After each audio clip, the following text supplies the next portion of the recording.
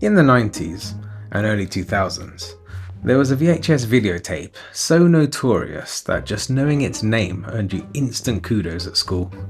Whispers in the playground, boasts in the corridor. But the legend didn't start with us. It had been spreading since the 80s, before the internet, when rumours grew larger than life. Animal Farm. No, not Orwell's book. Back then, it was just a name, a warning, a mystery none of us could confirm. Years later, I had to search for the truth, as it was always rumoured that owning a copy could even land you in prison. And after discovering the truth, it wasn't shocking in the way that kids imagined. The real story is far sadder and far darker. In a time before everything was a click away, your mate at school could get away with telling you he'd been to the top of Mount Everest, sipped tea with a Sherpa, and abseiled back down on his summer break. And without quizzing a family member, you actually had no way to validate their claim. This is how we came to hear of the words Animal Farm, in a context that would set your imagination into a blazing inferno. In social situations, it was always the same story. Someone's cousin had seen it, or a friend of a friend had a copy. The details always changed.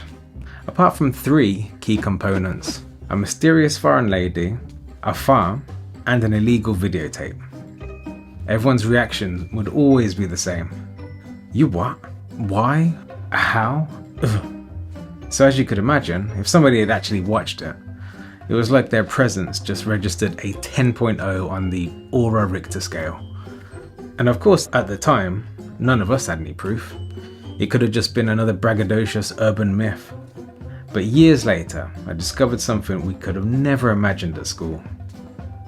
The tape was real.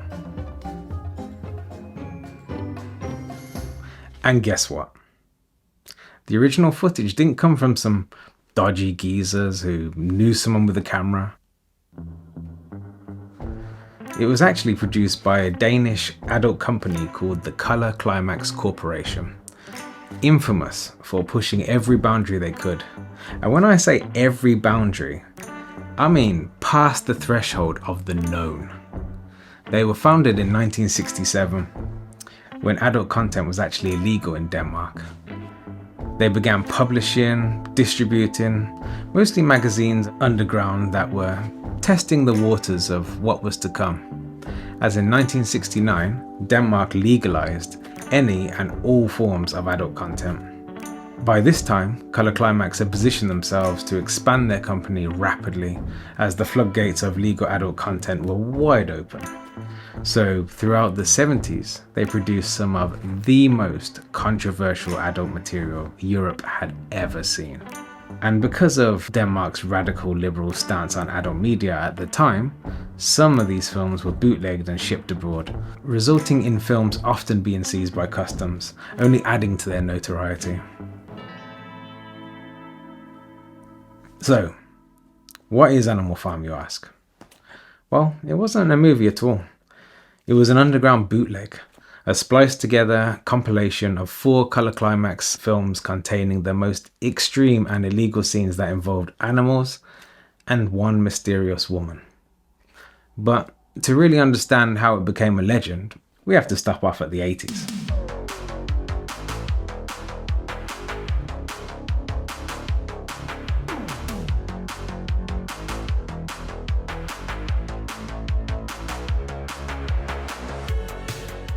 At the beginning of the 1980s, the VCR player, which stands for video cassette recorder, was slowly becoming a norm to own for your average household. Connected to your television, you could play movies and record what was airing on your television. And if you had enough know-how and a videotape to videotape editing deck, you could have a blank tape in the record deck, an original footage tape in the source deck. You could then fill up the blank tape with literally whatever you wanted from the source tape deck.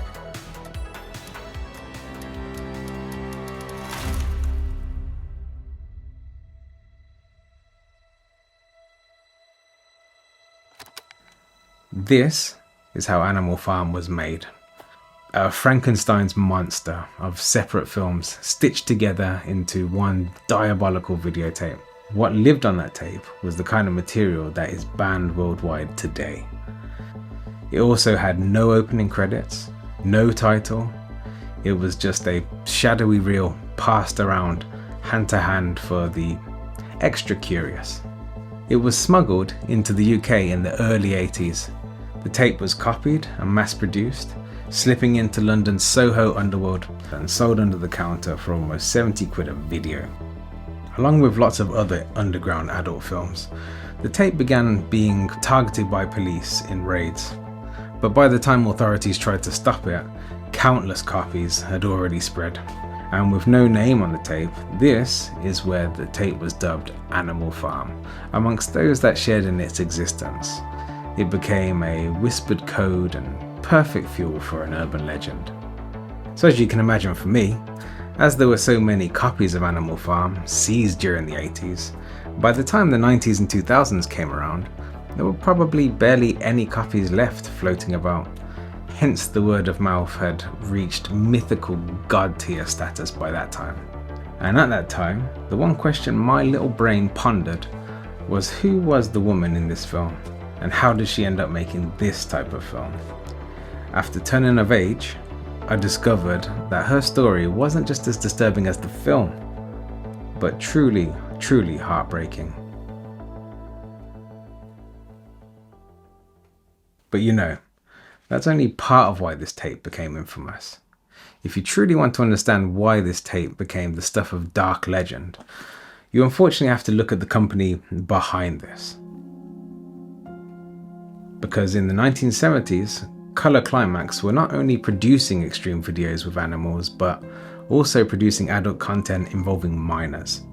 During the 70s, this was the anything goes era for adult content. The Danish laws had become so relaxed that this material involving minors could be distributed if it was claimed to be consensual. Something that today we know is impossible. Companies like Color Climax were taking full advantage of loopholes and pushing taboos that most other producers wouldn't dare touch. Thankfully, this practice became illegal in 1979. This is of course why, if there was to be a videotape out there like Animal Farm, it would have come from them. I'm not going to describe what's actually on the tape, not only because of how disturbing and illegal it was, but because the specific details aren't necessary to understand its impact. What matters is how extreme it was for its time, and why it became a whispered legend for decades. What set this tape apart wasn't just its contents, it was the woman at the center. Someone whose life off camera was marked with hardship, struggle, and pain that you would never guess from watching the tape. Her name is Bodil Joensen. Born September the 25th, 1944, in the small Danish town of Hundé. Her father was absent, and she was raised under the strict control of her deeply religious mother, where affection was scarce and discipline was harsh. From nearly all accounts, Bodil had a very cold, isolated and loveless childhood. Her mother starved her of affection, and abuse was commonplace in her household. Bodil claimed she would often find refuge and solace in the family's pet dog. This is why she found comfort not in people, but in the animals on the family's small farm. A bond that would shape the rest of her life. As a teenager, Bodil was abused by a stranger in a public place, and according to Bodil, was punished by her mother for letting it happen. After this traumatizing incident and years of feeling unsupported at home by her mother, Bodil ran away to start a new life. Taken in by a pig farmer, she earned a reputation for her skill with animals and eventually opened her own breeding farm, which she called Insemination Central. It's not entirely clear how Bodil entered the adult industry. Some accounts suggest she was introduced to adult movie producers through locals who knew her. Others say she looked for adult work herself when struggling to keep her farm afloat. But by the early 1970s, Denmark's booming, boundary-pushing adult industry brought her in front of the cameras. She appeared in dozens of underground films and briefly enjoyed the money, reinvesting much of it back into her farm. For a time, she became notorious, even earning the nickname the Boar Girl. International journalists and filmmakers flew from across the world to interview and spend time with Bodil. Some with pure intentions of trying to understand her, and some were just there to exploit the shock value of what was happening, as at the time, Bodil's popularity was at an all-time high, and she was capitalizing on it. But as the 70s ended, the Danish public's appetite for this kind of material faded. Work dried up, and Bodil's farm began to slowly collapse. In 1981, Danish animal welfare authorities investigated Bodil and her farm after reports of poor conditions. They found severe neglect, with some animals malnourished or dead. She was convicted, her animals were seized, and many were euthanized. After her release, she moved into a seedy, rundown city lodging house, supporting herself through sex work whilst battling alcoholism. It really is heartbreaking to realize that during this time, the Animal Farm videotape was circulating around the UK, whilst Bodil was drinking herself into an abyss. After many years of hardship, self-neglect, and declining health, on January the 3rd, 1985, Bodil Joensen died from liver cirrhosis at the age of 40, isolated in poverty and forgotten by the same industry that once made her infamous. And here's what's striking. Decades later, the video that made her notorious still hasn't disappeared entirely. In fact, today owning a copy of Animal Farm in the UK could land you in prison for a period of 2 to 3 years. And unbelievably, it was only in 2015 that Denmark, the very country where much of this footage was made, finally outlawed this kind of material after years of pressure from animal welfare groups. Sometimes, the truth isn't edgy or rebellious, it's tragic.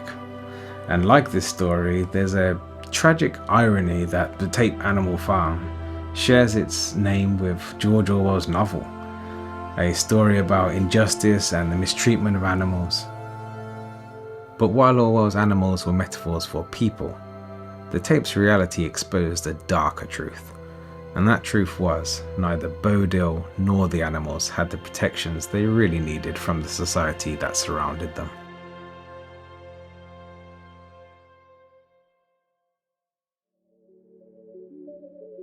By the way, hi, I'm UC.